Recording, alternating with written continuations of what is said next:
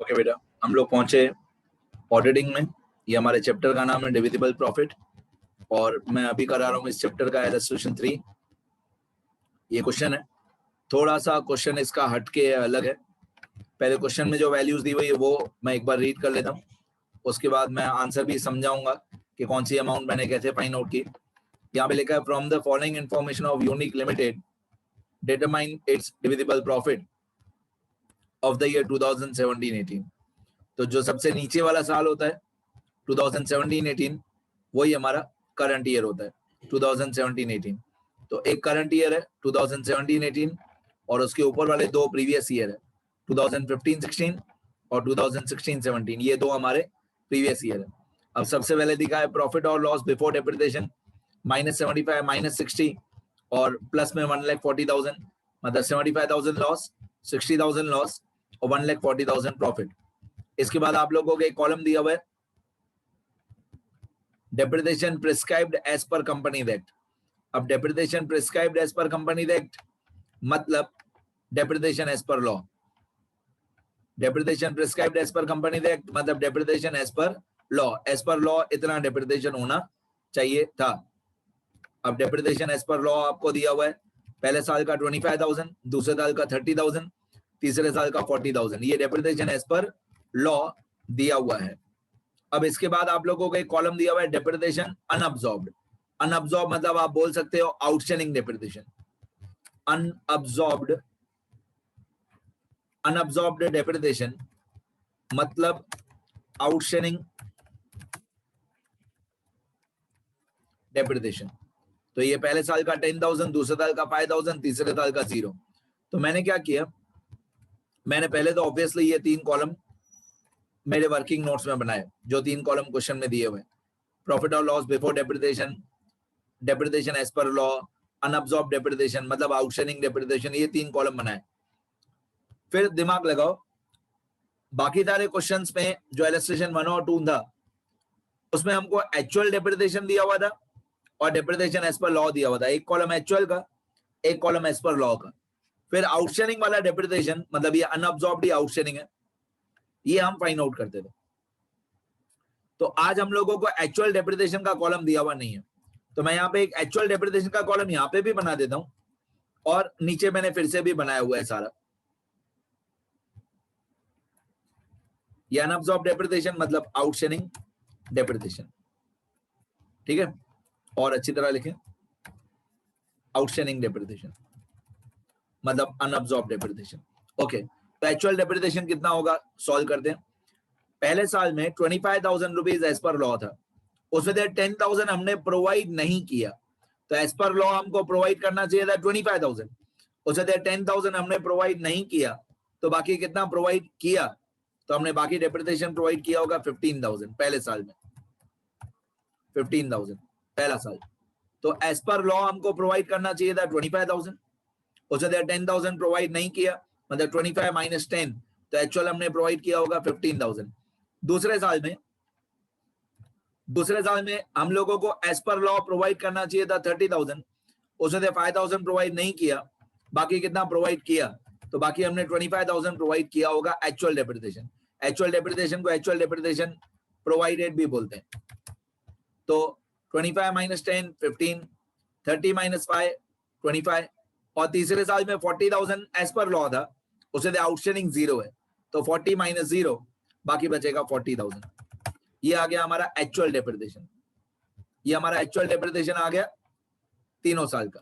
तो ये कॉलम वैसे बाकी सारे क्वेश्चंस में दिया हुआ होता है, इस क्वेश्चन में नहीं दिया हुआ है। तो 25 माइनस 10 15, फिर 30 माइनस 5 25, 40 माइनस 0 40। अब बाकी सारे क्वेश्चंस में एक और कॉलम दिया हुआ होता है जिसको हम लोग बोलते हैं एक्चुअल प्रॉफिट और लॉस, एक्चुअल प्रॉफिट और लॉस आफ्टर एक्चुअल डेप्रिसिएशन। ये कॉलम हमको दिया हुआ होता है, एक्चुअल प्रॉफिट और लॉस आफ्टर एक्चुअल डेप्रिसिएशन। बाकी सारे सम्स में ये कॉलम दिया हुआ होता है, तो इस क्वेश्चन में ये कॉलम मैं फाइंड आउट करूंगा, एक्चुअल प्रॉफिट और लॉस आफ्टर एक्चुअल डेप्रिसिएशन।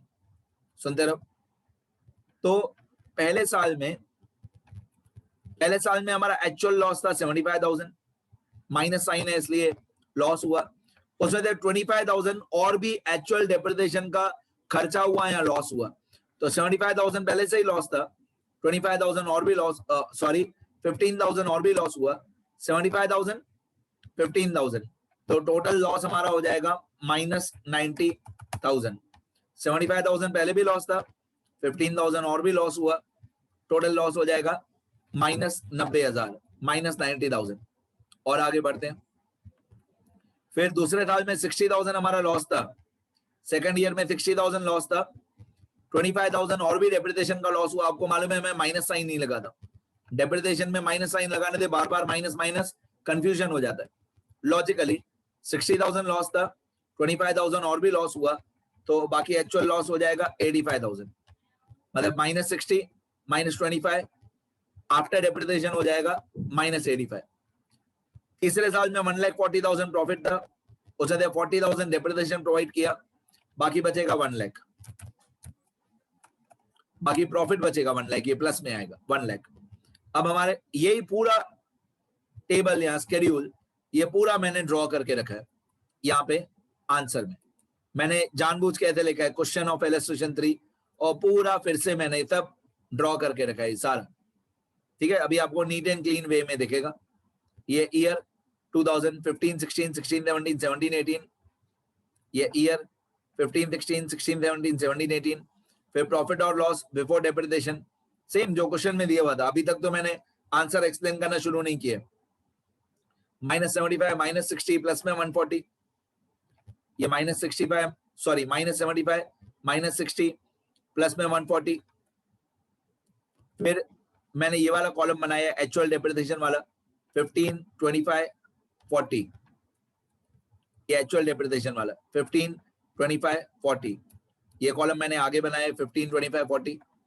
इसके बाद डेप्रिसिएशन एज पर लॉ, ये वाला 25, 30, 40 एज पर लॉ, ये डेप्रिसिएशन एज पर लॉ 25, 25, 30, 40। फिर आउटस्टैंडिंग डेप्रिसिएशन जो दिया हुआ था क्वेश्चन में, ये 10, 5 और 0, 10, 5 और 0 आउटस्टैंडिंग डेप्रिसिएशन क्वेश्चन में दिया हुआ था, 10, 5 और 0। फिर एक्चुअल प्रॉफिट और लॉस आफ्टर एक्चुअल डेप्रिसिएशन, ये एक्चुअल प्रॉफिट और loss after actual depreciation minus 90 minus 85 plus 1 lakh, minus 90 minus 85 plus 1 lakh. तो ऊपर जो मैंने सब आपको एक्सप्लेन किया वही कॉलम्स मैंने फिर से नीचे बनाए। एक बार मैं फिर से बता दूं, ये depreciation as per law 25,000 question में दिया हुआ है, आउटस्टैंडिंग डेप्रिसिएशन 10,000 भी क्वेश्चन में दिया हुआ है, ये 25 और 10 दोनों दिए हुए हैं। 25,000 एज पर लॉ हमको प्रोवाइड करना चाहिए था, उसे 10,000 प्रोवाइड नहीं किया, तो एक्चुअल हमने प्रोवाइड किया होगा 15,000, मतलब 25 माइनस 10, तो ये 15,000 मैंने फाइंड आउट किया। फिर 30 में दे 5,000 आउटस्टैंडिंग है, तो एक्चुअल प्रोवाइडेड होगा 25,000। फिर 40 में दे 0 आउटस्टैंडिंग है, तो एक्चुअल प्रोवाइडेड होगा 40। डन यहाँ तक।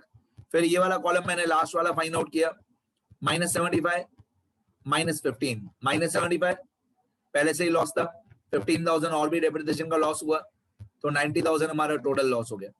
फिर 60,000 पहले से ही लॉस था, 25,000 और लॉस हुआ, तो 85,000 हमारा टोटल लॉस हो गया। फिर 140 में थे 40,000 डेप्रिसिएशन हुआ, बाकी 1 लाख बचेगा। अब अपने मेन आंसर पे आते हैं जो हमको एग्जाम में लिखना है। एग्जाम में हमको ये वाली स्टेटमेंट लिखनी है, और इस स्टेटमेंट का फॉर्मेट हमको घर से याद करके जाना। Statement showing the calculation of profit available for dividend और डिविजिबल प्रॉफिट, पर्टिकुलर अमाउंट, इसमें कोई डेबिट क्रेडिट नहीं है, सिर्फ इनर कॉलम और आउटर कॉलम है। अब profit of current year before depreciation, तो profit of current year before depreciation ये वाला होता है 1,40,000, ये 1,40,000 हमारी पहली लाइन में आता है, ये 1,40,000। फिर आता है लेस 1 में depreciation of current year as per law, less 1 में आता है depreciation of current year as per law. अब करंट ईयर का डेप्रिसिएशन एज पर लॉ ये वाला, ये 40,000 करंट ईयर का डेप्रिसिएशन एज पर लॉ, तो मैंने येलो बैकग्राउंड कर दिया है 140 को और 40 को। ये 140 सबसे पहली अमाउंट, ये 40,000 लेस 1 में, ओके, ये 40,000 लेस 1 में। इसके बाद हमको चाहिए आउटस्टैंडिंग डेप्रिसिएशन, इसके बाद हमको चाहिए outstanding depreciation of previous years और arrears of depreciation of previous years, मतलब करंट ईयर को छोड़ के उसके ऊपर जितने भी साल है। अब एक्चुअली इस क्वेश्चन में तो, इस पर्टिकुलर क्वेश्चन में तो आउटस्टैंडिंग डेप्रिसिएशन क्वेश्चन में ही दिया हुआ था 1050, आउटस्टैंडिंग डेप्रिसिएशन ये 1050 क्वेश्चन में ही दिया हुआ था, फिर भी मैंने ज्यादा डिटेल में लिख के रखा है।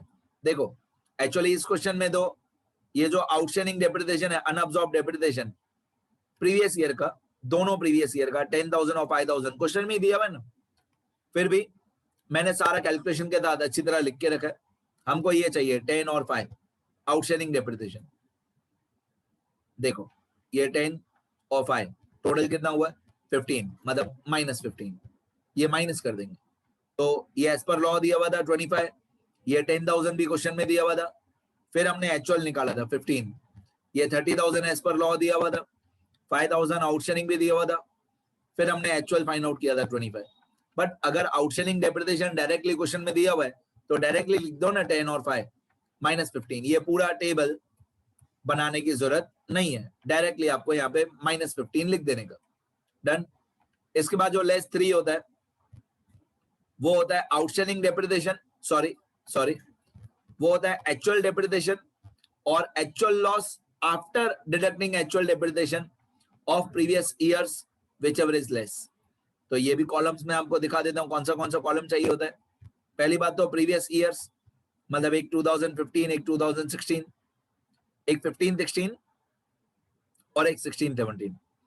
एक्चुअल डेप्रिसिएशन है ये वाला 15 और 25, एक्चुअल डेप्रिसिएशन ये वाला 15 और 25, तो मैं यहाँ पे लिखूंगा यहाँ पे 15 और 25, एक्चुअल डेप्रिसिएशन 15 और 25। फिर actual loss after actual depreciation, तो ये जो पीछे पीछे हमने कॉलम फाइंड आउट किया था, actual loss after actual depreciation, ये -90 और -85, उसमें से प्लीज माइनस साइन को इग्नोर करना, 90 और 85। एक्चुअल डेप्रिसिएशन ये वाला 15 और 25, एक्चुअल लॉस ये वाला 90 और 85।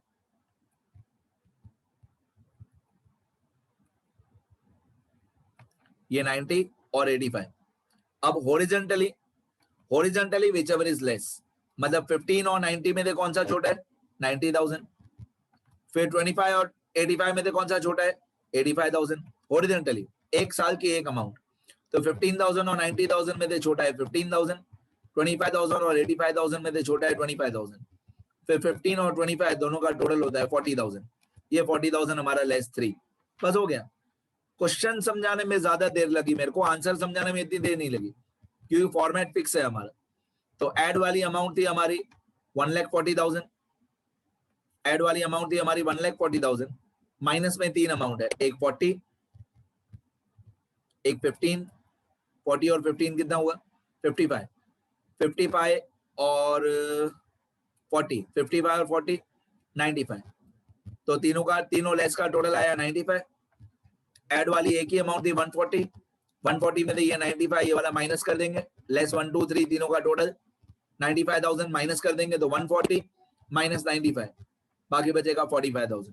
बस ये हमारा आंसर है 45,000। या इसको आप प्रॉफिट अवेलेबल फॉर डिविडेंड भी बोल सकते हो या डिविजिबल प्रॉफिट भी बोल सकते हो। बस इतना ही, ठीक है, इतना लिखेंगे सब बच्चे। एक बार मैं स्क्रॉल कर देता हूं सारा क्वेश्चन आंसर।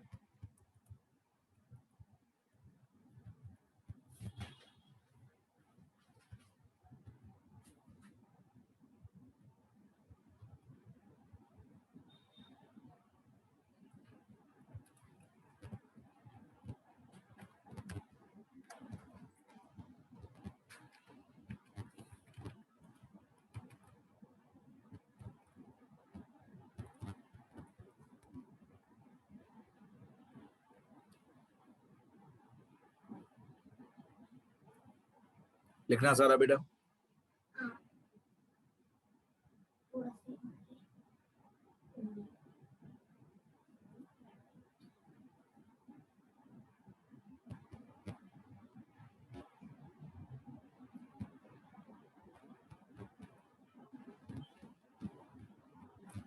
ठीक है, देखो सब लोग मिलते हैं नेक्स्ट मीटिंग में, लिखते रहो।